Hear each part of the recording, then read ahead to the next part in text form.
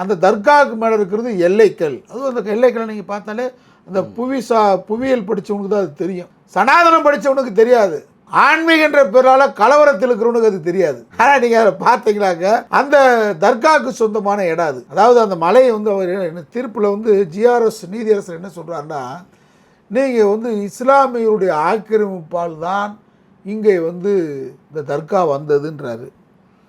நாங்கள்லாம் என்ன சொல்கிறோம், வரலாறுல கைபர் போல் கணவாய் வழியாக பார்ப்பனர்கள் வந்ததுக்கு பின்னாடி தானே இங்கே வந்து வரலாறு மனுதர்மம்லாம் மாறுச்சு, மனுதர்மம் வந்துச்சு. அப்படி அவர் இஸ்லாமிய ஆக்கிரமிப்பை பற்றி பேசினா பார்ப்பனுடைய வருகையை பற்றி பேச வேண்டியது வரும்ல.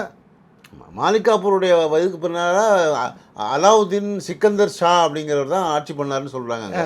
அவருடைய தர்கா தான் அவருடைய வந்து விஜயநகர பேரரசு வந்து உள்ளே வந்த பிறகு அவர் மேலே போய் அவர் வந்து இறந்து போயிட்டார். அந்த தர்காவை மாறிடுச்சு. அப்படி இன்னும் டிஸ்பியூட் இருக்குது. காசி விஸ்வநாதர் கோயிலுக்கும் அந்த திருப்பரங்குன்றம் தர்காவுக்குமான டிஸ்பியூட் இடம் வந்து எவ்வளோ தூரத்தில் இருக்குங்கிறது டிஸ்பியூட் இருக்குது. அப்படிங்கிற இடையில இந்த நேரத்தில் நீங்கள் போய் ஏன் தீபம் ஏற்றணும் மேலே ஏற்றணுங்கிறத சொல்ல வரீங்க அப்படிங்கிறதான் கேள்வியே. இப்போ ஸ்ரீரங்கம் இன்னொரு பயமும் என்ன சொல்கிறாங்கன்னா, கல்யாண் சிங் வந்து பாபர் மசூதியை இடிக்கும் போது பார்த்துக்கிட்டு இருந்தது மாதிரி இங்கே மேலே அனுப்பினா நீங்கள் வந்து